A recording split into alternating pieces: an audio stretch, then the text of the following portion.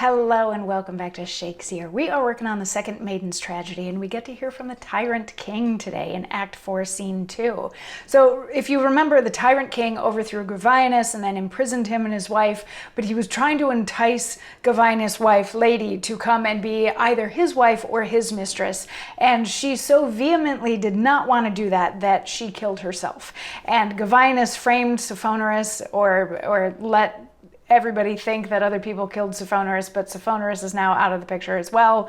And Gavianus was going to take Lady's body and inter her alongside his father in the family crypt.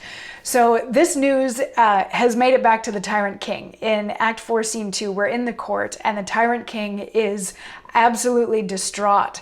And there's, some random messengers around, and he's like, "Where's Memphonius?" And Memphonius comes in, he's like, "Where's the guy that brought me this terrible news?" And Memphonius is like, "Oh, I can go get him." And he's like, "Make sure that he's executed," and all that sort of thing. And Memphonius leaves on that directive, but as he's leaving, he has a little aside where he's like, he doesn't seem to be doing so hot.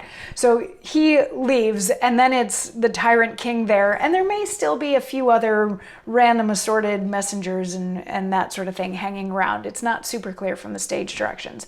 But he says in this moment where he's probably feeling very alone, even if he's not physically alone on stage, he says, "Her own fair hand, so cruel. Did she choose destruction before me? Was I no better? How much am I exalted to my face, and where I would be graced, how little worthy. There's few kings know how rich they are in goodness, or what estate they have in grace and virtue. There is so much deceit in glosier's tongues. The truth is taken from us. We know nothing but what is for their purpose. That's our stint. We are allowed no more. Oh, wretched greatness! I'll cause accessions for my flatterers and have them all hanged up. 'Tis done too late. She's destroyed, married to death and silence, which nothing can divorce, riches, nor laws, nor all the violence that this frame can raise. I've lost the comfort of her sight forever. I cannot call this life that flames within me, but everlasting torment lighted up to show my soul her beggary. A new joy is come to visit me in spite of death. It takes me of that sudden. I'm ashamed of my provision, but a friend will bear. Within there. So he's on the emotional roller coaster of grief.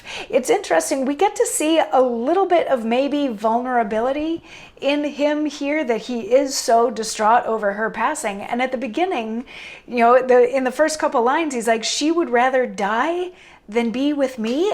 Is being with me worse than dying?" So there is like that little bit of realization. Then he goes down sort of this rabbit hole where he's like, people are never honest with me.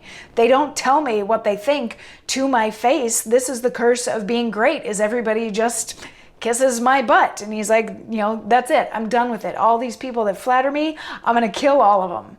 But then he sort of gets back to his grief again. And he's like, there's nothing that I can do that is going to bring her back. I'm going to be without her.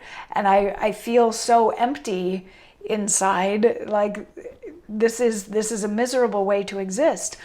But then he gets an idea at the very end of this monologue. He gets an idea. So he calls for somebody to come in, and a soldier comes in, and he's like, "I need you to go get the keys to the cathedral." And the guy's like, "Wait, you're like, all of a sudden you decided that you need to pray in the middle of the night, you who like never goes to church?"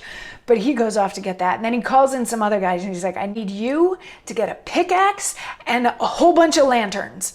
And so these guys walk out and they're like, "What does he need this stuff for?" But they go to get the things, and he's like, "I have an idea," because, this is torment to me that she's now interred in a marble box and I will never get to see her or hold her or anything ever again. He's like, I'm going to fix that. I'm going to do something about that. So the guy comes back with the key to the cathedral, and the guys come back with the pickaxe and the lantern, and he's like, okay, let's go. We're going to do this. Let's go off to the church now.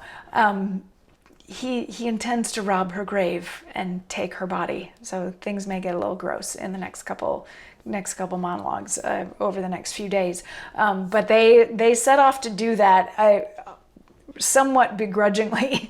So, and at the very end, Memphonius comes in and gets to have, it's not quite long enough to qualify for a monologue for this project, but he has a moment on stage where he's like, he's not well.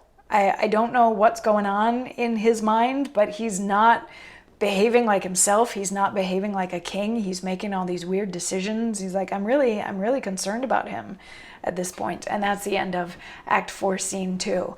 So along with the deaths that we have already had and the plots that have the potential to go horribly wrong, the things that are being set up, we now also have a potential grave robbery in the works. So yeah, stick around for more if you can stomach it.